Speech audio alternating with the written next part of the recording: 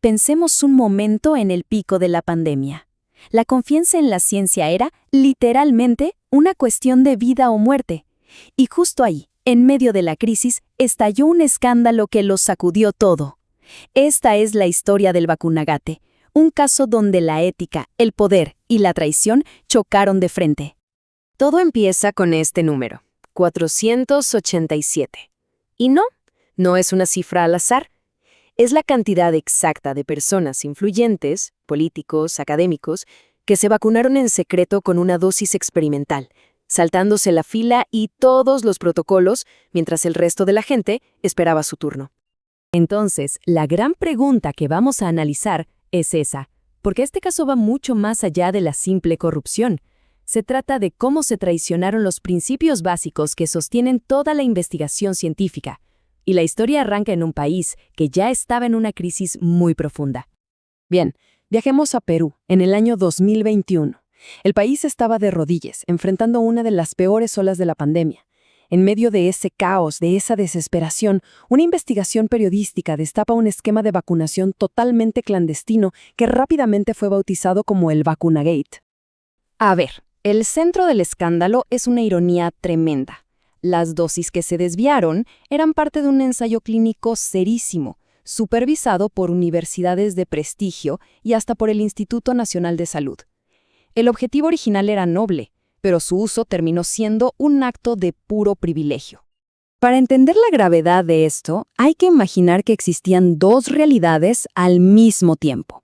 Por un lado, un ensayo científico legítimo, con todo su riesgo y su esperanza. Y por el otro, un programa secreto, un club exclusivo movido por el poder. 12.000. Esta es la cantidad de voluntarios oficiales, personas comunes y corrientes que se apuntaron al ensayo clínico formal, poniendo el cuerpo. Ellos sí asumieron un riesgo real, sin saber si les tocaría la vacuna o un placebo. Todo por el bien de la comunidad. Pero, y aquí viene el giro, junto a las dosis para el ensayo, llegaron al país otras 3.200 dosis de la vacuna activa. Un lote extra, digamos, que se manejó totalmente por fuera de los protocolos. No eran para el estudio, claro. Eran la fuente del privilegio. Aquí es donde todo se torció. El contraste es que es brutal. De un lado, 12.000 voluntarios en la incertidumbre, aportando a la ciencia.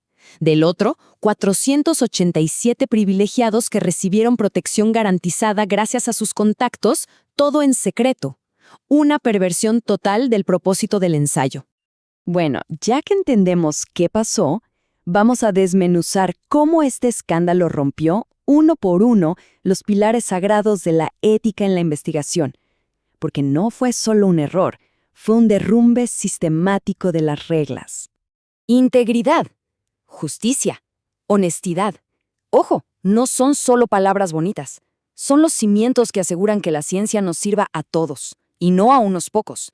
En el caso Vacunagate, esos cimientos, pues, los dinamitaron. La primera regla rota, la justicia. ¿Y qué significa esto? Sencillo. Que los riesgos y los beneficios de un estudio se tienen que repartir de forma pareja.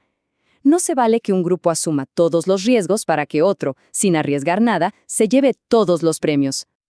Y aquí está el meollo del asunto. Los investigadores básicamente crearon un sistema de castas.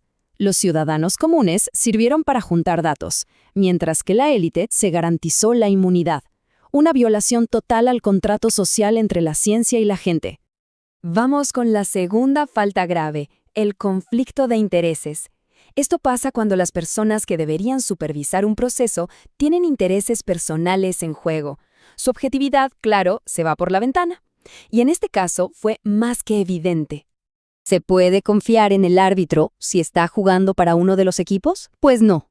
Aquí, los mismos reguladores, la gente encargada de vigilar que el ensayo fuera ético, estaban recibiendo favores. El vigilante aceptó un regalo del vigilado. Imposible ser imparcial así. La tercera violación es un ataque directo al corazón del método científico, la integridad del estudio. Un ensayo doble ciego, donde nadie sabe quién recibe qué, es la regla de oro para evitar que las opiniones personales afecten los resultados. El efecto fue como un dominó. Al vacunar en secreto al personal del estudio, se rompió el doble ciego.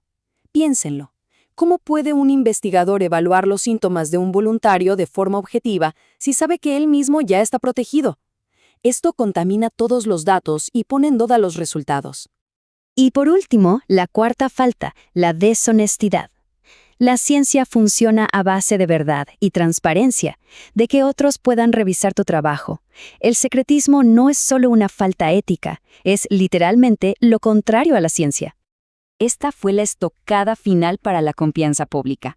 Altos funcionarios salieron a mentir, a decir que eran voluntarios, cuando sabían perfectamente que les habían puesto una vacuna activa garantizada. Y esa mentira, con el silencio cómplice de los académicos, fue devastadora. Claro, las consecuencias de todo esto no se quedaron encerradas en el laboratorio. El daño más grande fue social. Se abrió una herida que, la verdad, va a tardar mucho tiempo en sanar. El daño fue como una onda expansiva. El caso dejó en evidencia la fragilidad de las instituciones, sí, pero también convirtió a la ciencia en una herramienta para privilegiados. Y lo peor de todo, le dio de comer a la desconfianza, validando esa vieja y cínica idea de que las reglas nunca son iguales para todos. Más allá de las consecuencias legales, que fueron casi nulas, el impacto más profundo fue en la sociedad. Le confirmó a millones de personas que ni en una emergencia mundial, ni en el terreno supuestamente sagrado de la ciencia, se podía esperar un trato justo. Pero bueno, hasta de las peores crisis se puede aprender algo. El informe sobre este caso no solo diagnosticó el problema, sino que también propuso un tratamiento, una serie de medidas para intentar reconstruir la integridad que se perdió. Las recomendaciones buscan un cambio de raíz. Primero, comités de ética que de verdad sean independientes, para que nadie pueda presionarlos. Segundo, transparencia total, con un registro público de todo el material experimental. Tercero, proteger a los que se atreven a denunciar. Y cuarto, una formación en ética que use casos reales como este para que la historia no se vuelva a repetir. Cerramos con una pregunta que nos queda resonando a todos. El caso VacunaGate es una advertencia muy clara sobre lo frágil que es la verdad cuando se enfrenta al poder. Y nos obliga a pensar, si las personas que deben proteger la ciencia son las primeras en corromperla, entonces, ¿quién queda para cuidar la verdad?